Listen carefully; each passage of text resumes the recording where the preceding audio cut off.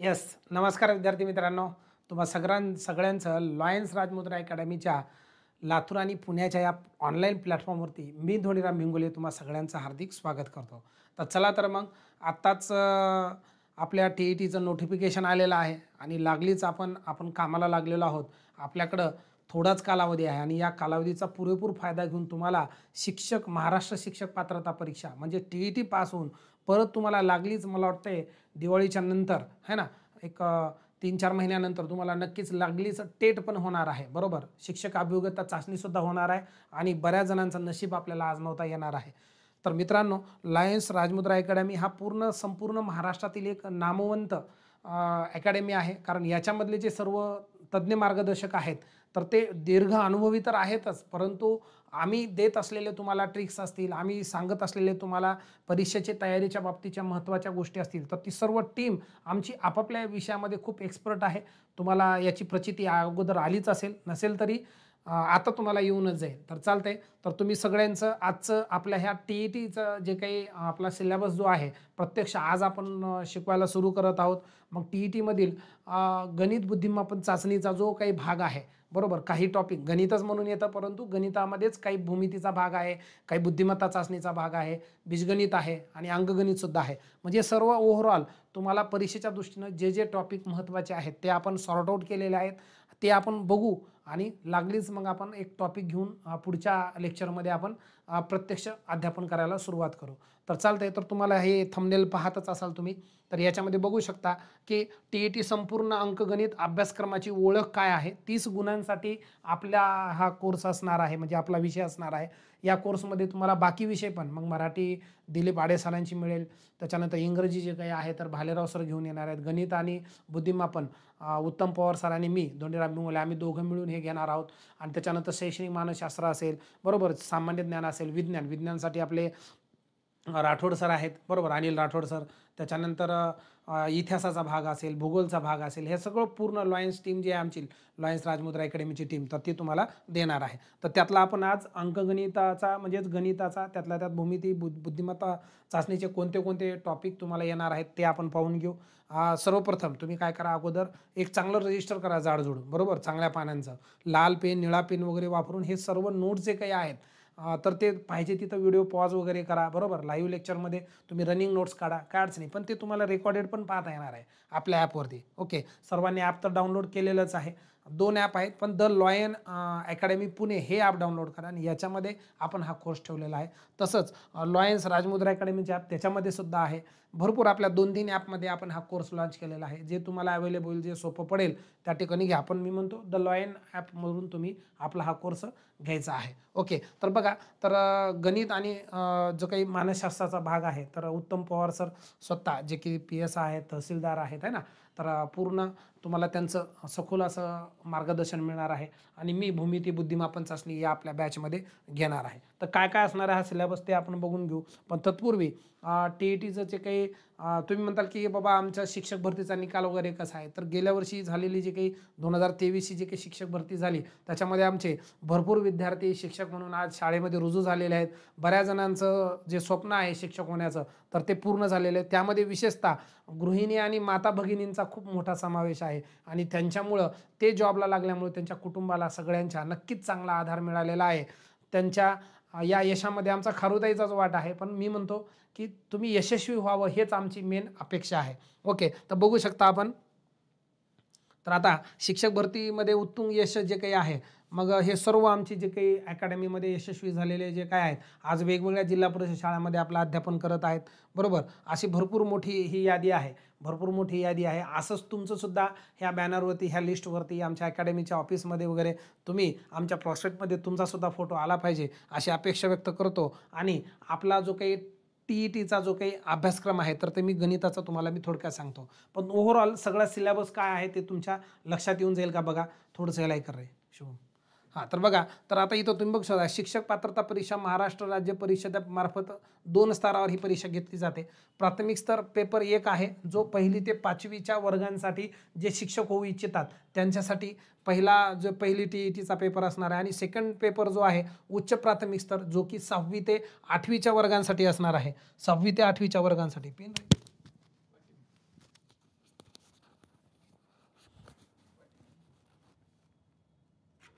Okay.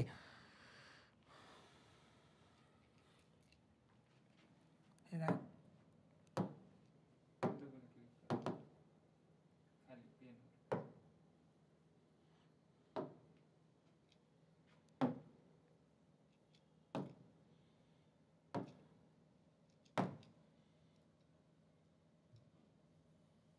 असं जात नाही का ते? हां, चालतंय. तर बघा, पहिला जो पेपर आहे टी-ई-टीचा पेपर 1 आणि पेपर 2 जो काही आहे, तर तो आपल्याला या ठिकाणी एकत्रित बघायचा आहे. बरोबर. पेपर 2 तो 6वी ते 8वीच्या वर्गांसाठी असणार आहे आणि हे दोन्ही टी-ई-टी 1 किंवा 2 जरी तुम्ही नसाल आणि काही जण सी-टी-ई-टी पात्र असतील केंद्राची, तर ती पास जरी असाल तरी तुम्हाला ह्याच्यासाठी पात्रता तुमची असणार आहे. आणि सर्वात जास्त महाराष्ट्र शासनाच्या जर शाळा असतील गव्हर्नमेंटच्या स्कूल, तर ते 1ली ते 8वी पर्यंतच आहेत. 9वी 10वीच्या खूप 1-2 ठिकाणीच आहेत. आणि 11वी-12वीचं तर मला वाटतं एकच कॉलेज आहे माझ्या माहितीस्तव. त्याच्यामुळं तुम्हाला जर खरंच सरकारी शाळामध्ये जर तुम्हाला जॉब करायचा असेल तर टी-ई-टी तुमचं दोन्ही पण पास असणं गरजेचं असणार आहे. माझ्यामध्ये बघा, पेपर 1-2 करिता प्रत्येकी 2.5 तासाचा वेळ जो काही आहे, तर 2.5 तासामध्ये तुम्हाला हा वेळ आहे. त्याच्यामुळं भरपूर वेळ आहे. ह्याच्यामध्ये तुमचं सर्व काही सिलेबस ओके कव्हर होतो सोडवणं. तर आता बघा, पेपर 1 मध्ये 1ली ते 5वीसाठी तुम्हाला भाषा 1 जी आहे मराठी, तर मराठी तुम्हाला 30 गुण असणार आहेत आणि प्रश्न 30 असणार आहेत. ओके. 30 गुणांसाठी 30 प्रश्न, ही बहुपर्यायी स्वरूपाची ही प्रश्नपत्रिका असणार आहे. बरोबर. मराठी व्याकरण थोडक्यामध्ये, मग त्याच्यामध्ये मराठीचा उतारा पण असेल, तुमचं मराठी व्याकरणाचं ज्ञान किती सखोल आहे हे याच्यामधून चेक केलं जातं. त्याच्यानंतर भाषा 2 इंग्रजी जे आहे याचेसुद्धा 30 गुण आणि 30 प्रश्न तुम्हाला इथं मिळणार आहेत. तर इंग्रजीसाठी आपल्याकडं भालेराव सर आहेत, प्राध्यापक भालेराव सर, बरोबर, दीर्घानुभव सरांचा, तर ते तुम्हाला इंग्रजी घेतील.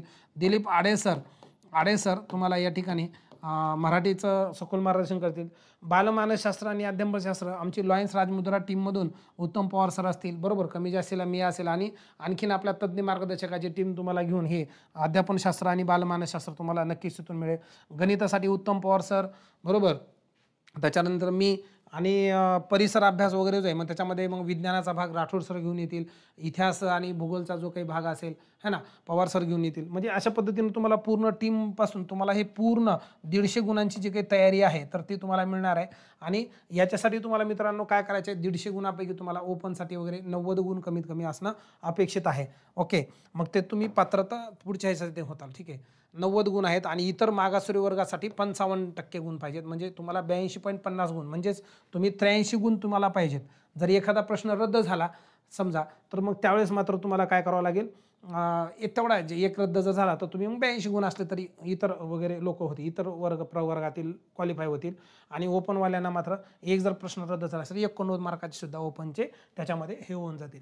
आता याच्यामध्ये विषय जर बघितला तर आता पेपर 2 जो आहे 6वी ते 8वीसाठी सेम आहे, फक्त एक ठिकाणी बदल. बघा, मराठी 30 प्रश्न 30 गुण आहेत, इंग्रजी 30 प्रश्न 30 गुण आहेत, बालमानसशास्त्र अध्यापनशास्त्र 30 प्रश्न आणि 30 गुण आहेत, सामाजिक शास्त्र आणि ह्याला ऑर आहेत, ह्याचे मात्र 60 प्रश्न आहेत. म्हणजे जे गणिताचे जे गणित आणि विज्ञान येणार नाही त्यांना, मग गणित आणि विज्ञानचे 30 गेलेले आणि याचे समाजशास्त्र 30, 30 आणि 30 किती टोटल 60. तर हे एवढीच बेरीज तुमची मग काय झाली, मग तर 150 गुणांची झाली. आणि जर सामाजिकशास्त्र तुमचं नसेल तर त्याच्या बदल्यात तुम्हाला मग गणित आणि विज्ञानचे 60 प्रश्न असतील.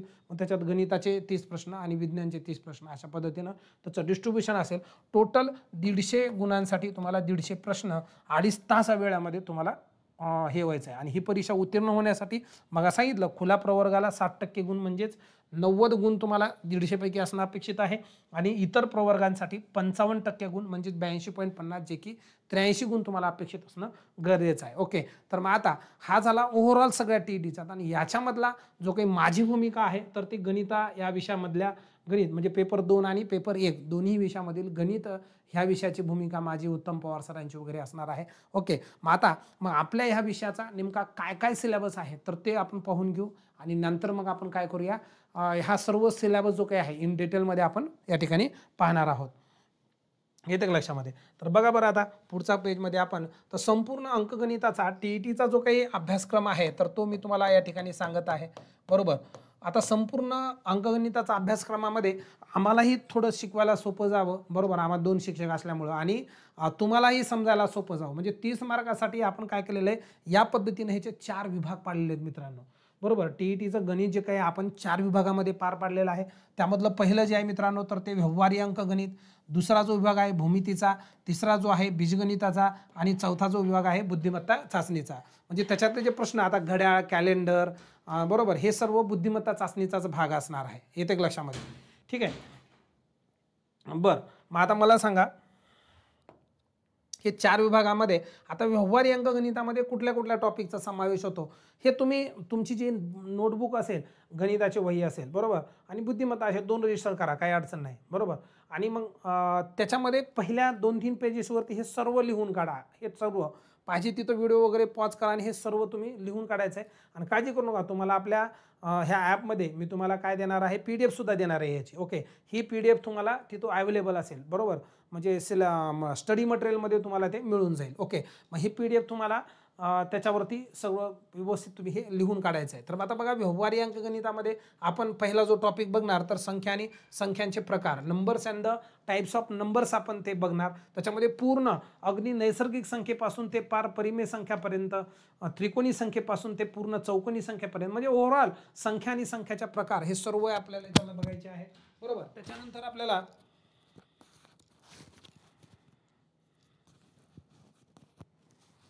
एकच मिनिट. त्याच्यानंतर दुसरा जो घटक आहे संख्या, विभाज्यतेच्या कसोट्या, अंकगणिती श्रेणी, स्थानिक आणि दर्शनी किंमत, नंबर्स बरोबर. तर डिव्हिजिबिलिटी टेस्ट वगैरे हे सगळं ह्याच्यामध्ये बघणार. मग कारण पूर्ण अंकगणिताची जी उभारणी आहे संख्यांच्या प्रकारावरती आहे, त्यांच्या कसोट्या तुम्हाला पाठांतर असल्या पाहिजेत. म्हणजे गणित सोडवण्यासाठी आज एखाद्या उमेदवाराला शिक्षक बनवायचं म्हटल्यानंतर मित्रांनो तुम्हाला फक्त उदाहरण सोडून उपयोग नाही आहे. तुम्हाला हा विषय जो आहे ज्याच्याकडं अचूकतेसह वेग आहे. पेन का पडायला करून एक मिनिट.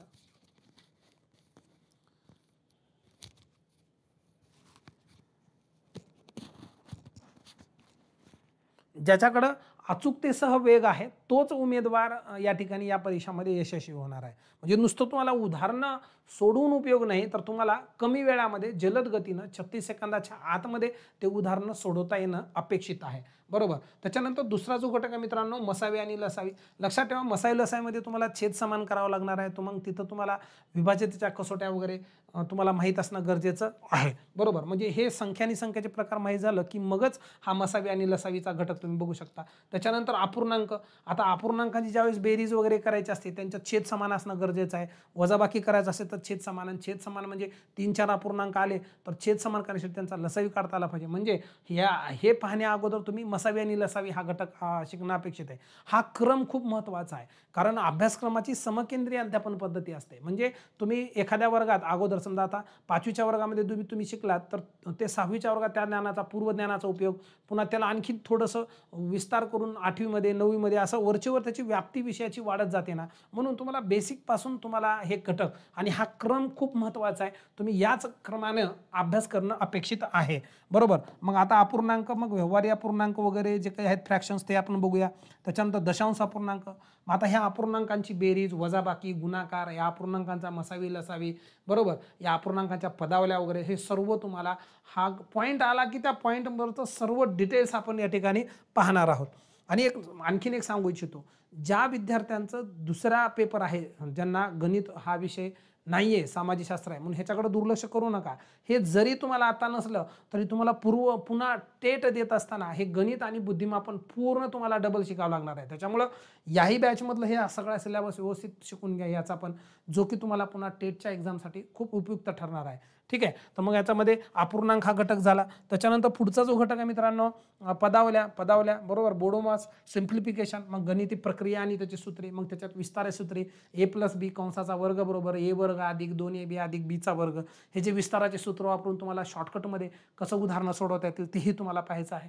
त्याच्यानंतर सूत्रांचा वापर न करता काही नियमांचा वापर करून तुम्हाला कसा पदावल्या वगैरे सोडवायचे आहेत तेही तुम्हाला या ठिकाणी पदावल्यावरची उदाहरणं तुम्हाला बघायचे आहेत. त्याच्यानंतर सरासरी आहे बरोबर, सरासरी ॲव्हरेजेस, सर्व संख्यांच्या बेरजेला एकूण संख्याने भाग दिलं की येणारी जी संख्या असेल त्याला आपण सरासरी म्हणतो. मग त्या सरासरीवरचे प्रश्न तुम्हाला इथं पाहायला मिळणार आहेत. त्याच्यानंतर वर्गमूळ आणि घनमूळ, square and the square roots, cube and the cube roots, हे तुम्हाला याच्यामध्ये पूर्णतः हे मिळणार आहे बरोबर. त्याच्यानंतर घातांक आणि करणी बरोबर, इंडायसेस बरोबर, म्हणजे घातांकाचे नियम वगैरे आहेतच तुम्हाला बरोबर. म्हणजे या घातांकाच्या नियमांच्या आधारे तुम्हाला काही उदाहरणं सॉल्व्ह करायचे तेही तुम्हाला इथं बघितले जातात. गुणोत्तर व प्रमाण, रेशिओ अँड द प्रोपोर्शन, बरोबर, दोन संख्यांचं गुणोत्तर, दोन वर्तुळांच्या त्रिज्यांचं गुणोत्तर, बरोबर, त्यांच्या घनफळांचं गुणोत्तर वगैरे अशा पद्धतीनं, किंवा पहिल्या राशीचं दुसऱ्या राशीशी गुणोत्तर आहे ना. तर हे क्रमिक पाठ्यपुस्तकांचा वापर करत NCERT सुद्धा वापरून आपण तुम्हाला जेवढं ह्या विषयाची नॉलेज तुम्हाला देता येईल ते तुम्हाला नक्कीच आम्ही या ठिकाणी देणार आहोत.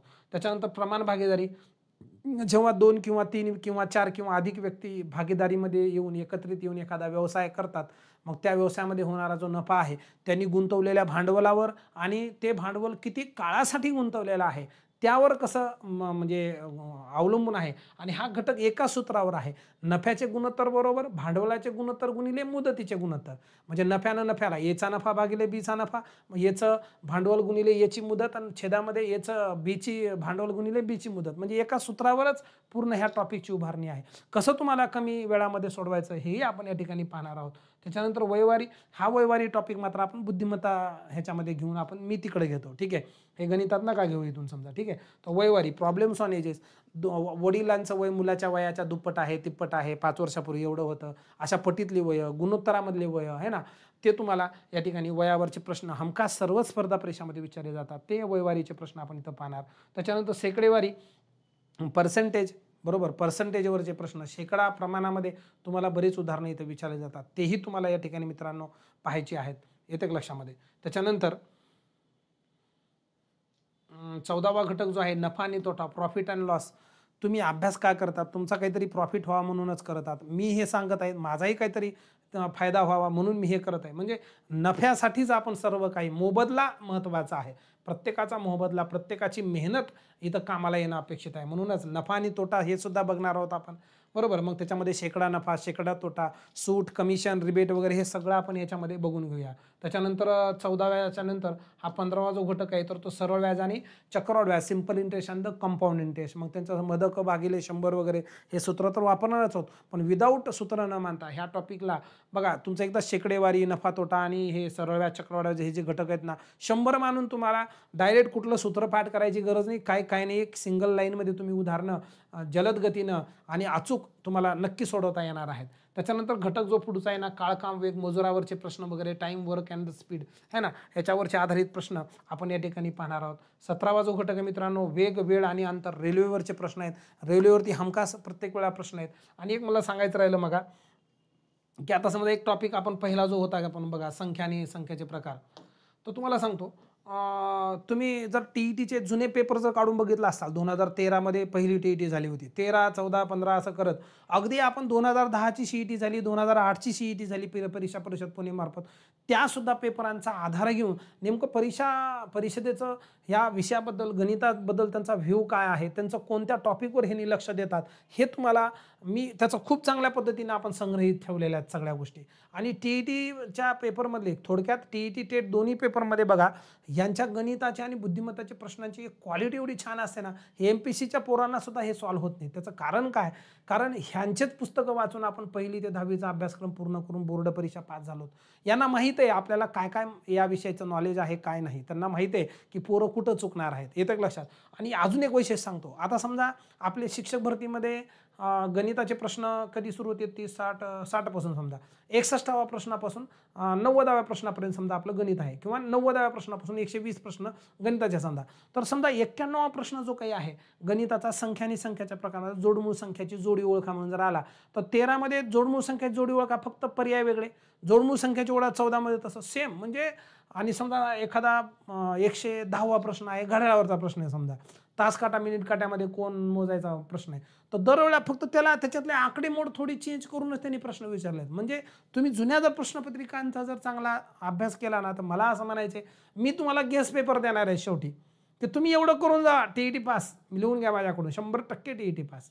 म्हणजे ह्या विषयामध्ये गणितामध्ये तुम्ही 30 पैकी 30 गुण घेऊ शकता, एवढं म्हणजे ह्याचा गेस आपला करेक्ट लागतो. त्याचं कारण आहे की मागच्या पत्रिकांचा ॲनालिसिस आपण खूप चांगल्या पद्धतीनं केलेला आहे. हा टॉपिक संपल्याच्या नंतर पहिला टॉपिक झाला की त्या टॉपिकवर समजा घड्याळ टॉपिक पहिला आपण घेतला किंवा संख्या आणि संख्याचे प्रकार टॉपिक घेतला, तर या संख्या आणि संख्याच्या प्रकाराच्या टॉपिकवरती 2013 पासून आता 2024 पर्यंत जेवढे प्रश्न त्यांनी विचारलेले आहेत तेवढे सगळे प्रश्न आपण त्या टॉपिकच्या शेवटी एक PDF देणार, ती तुम्ही सोडून बघा. आणि थेरॉटिकल भाग झाला की मग ते प्रश्नांची PDF पण सोडून घेतलं की कार्यक्रमच ओके. म्हणजे तुम्हाला कुठलाही प्रश्न येणार नाही असं बिलकुल होणार नाहीये. येते लक्षामध्ये. त्याच्यानंतर बघा, मला तेच सांगायचं होतं की या पद्धतीनं जेव्हा आपण उदाहरणं सोडवत असतो त्यावेळेला हे खूप गरजेचं आहे की हे प्रश्न आता बघा 17वा टॉपिक झाला. 18वा जो घटक आहे ना आपला पाण्याची टाकी आणि नळ, बरोबर, क्रिस्टन अँड द पाईप्स याच्यावरती तुम्हाला प्रश्न आहेत. त्याच्यानंतर नाव आणि प्रवाह, बरोबर, बोट अँड द स्ट्रीम्स ह्याच्यावरचे प्रश्न तुम्हाला पाहायला मिळणार आहेत, बरोबर. त्याच्यानंतर संभाव्यता, प्रोबॅबिलिटी, क्रमचयन आणि संयोजन ह्याच्यावरती एवढं जास्त नाही आहे, परमुटेशन कॉम्बिनेशनवरती इथं, पण मी एक सगळा सिलेबस तुम्हाला माहीत राहावा म्हणून हे दिलेलं आहे. ह्याच्यावरती काही प्रश्न मी पाहिलेला नाही, ठीक आहे. त्याच्यानंतर बघा, म्हणजे अंकगणितामध्ये हा एवढा भाग आहे. आणि मला वाटतं ह्याच्यामध्ये अजून एक घटक राहिला 22वा, तो म्हणजे कोणता, आलेख, सांख्यिकी. आलेखावरचे काही प्रश्न तुम्हाला पाहायला मिळतात. मग आलेखामध्ये मित्रांनो तुम्हाला स्तंभालेख आहे, बरोबर.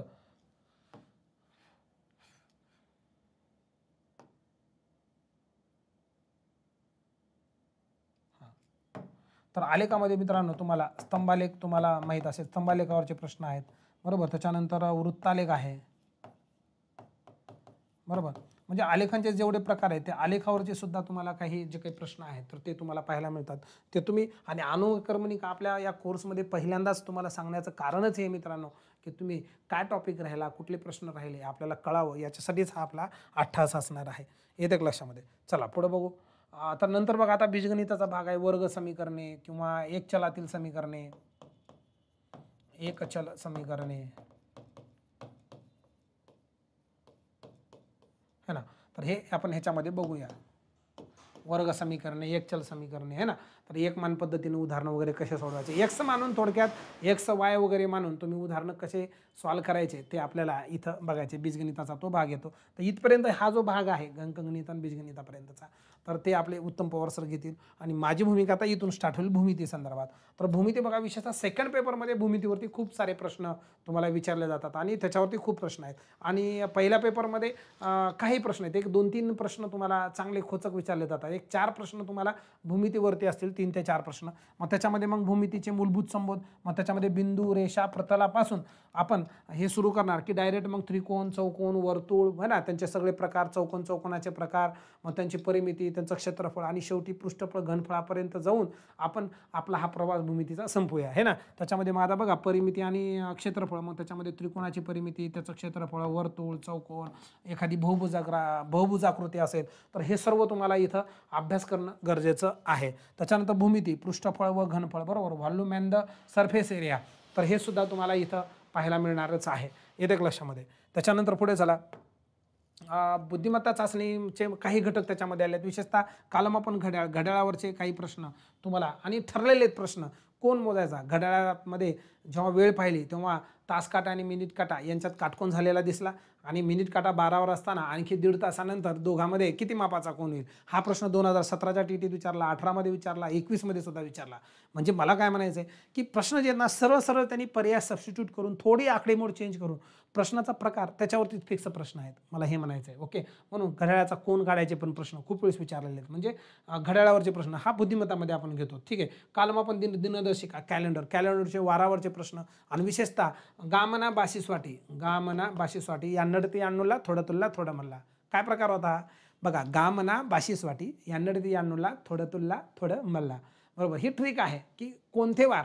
आता बघा, गामनामध्ये गांधी जयंती, महाराष्ट्र दिन आणि नाताळ, बरोबर. आणि त्याच्यानंतर बाशिस्वाटी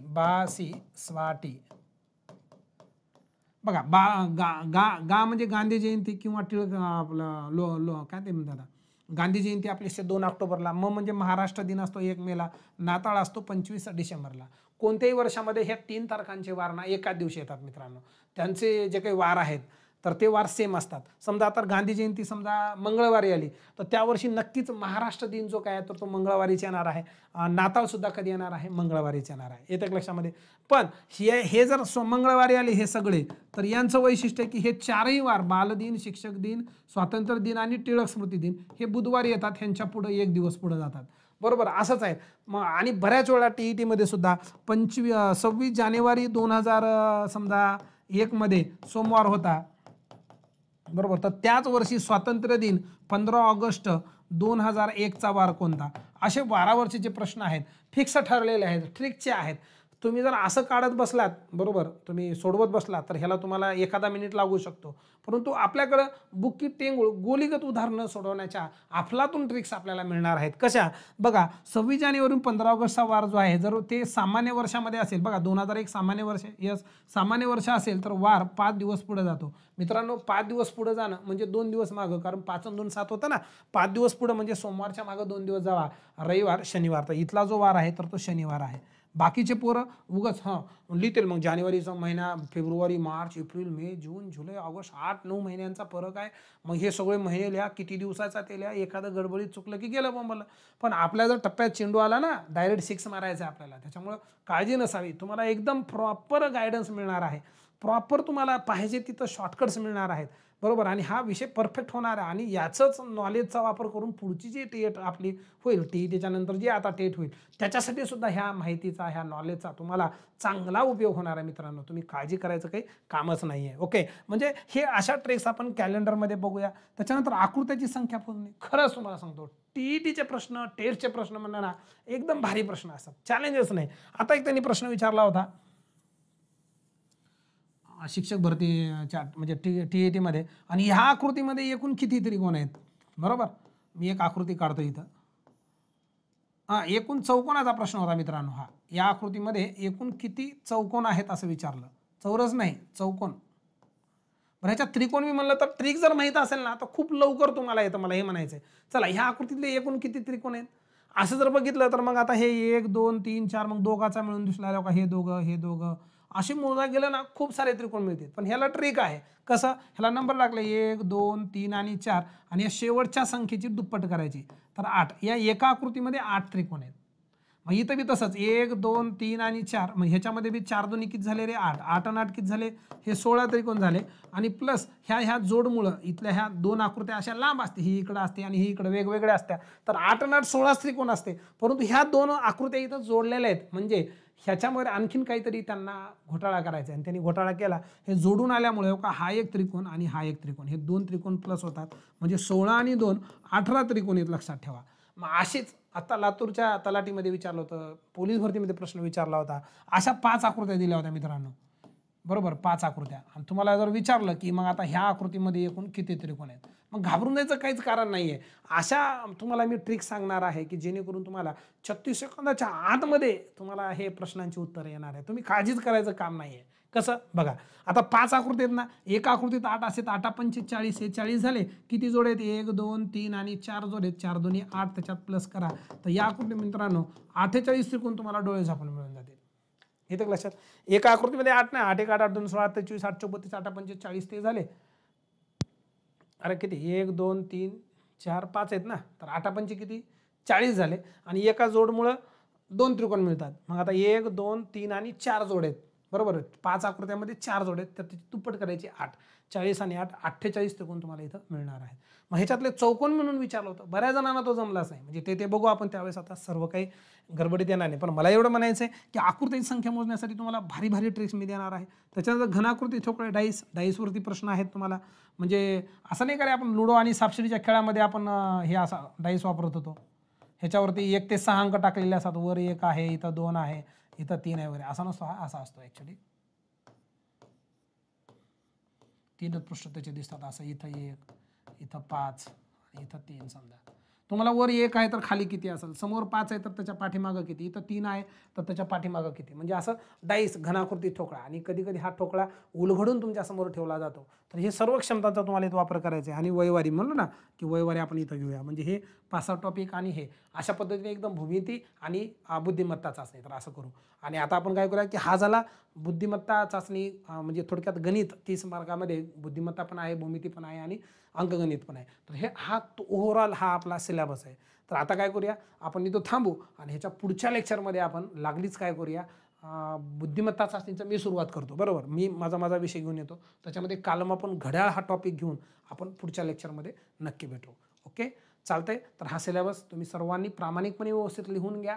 काळजी करू नका आणि सिक्वेन्सनं लेक्चर बघा सगळे आपले. सिक्वेन्स तोडू नका. लेक्चर 1, लेक्चर 2 अशा पद्धतीने आपण करावं. तर आजचं हे लेक्चर पहिलं होतं. ह्याच्यात पूर्ण आपला सिलेबस TET काय आहे, तुमचा ह्याचा सिलेबस काय आहे, हे सगळं मी सांगितलं आहे. येतं लक्षामध्ये. तर अशा पद्धतीनं आपलं ॲप वगैरे जे काही आहे तर ते व्यवस्थित तुम्ही डाउनलोड वगैरे करून घ्या. ओके, चालतंय. तर मग या ठिकाणी आपण थांबायचं आणि पुढच्या लेक्चरमध्ये आपण प्रत्यक्ष शिकवायला सुरुवात करूया. ओके, धन्यवाद. थँक्यू.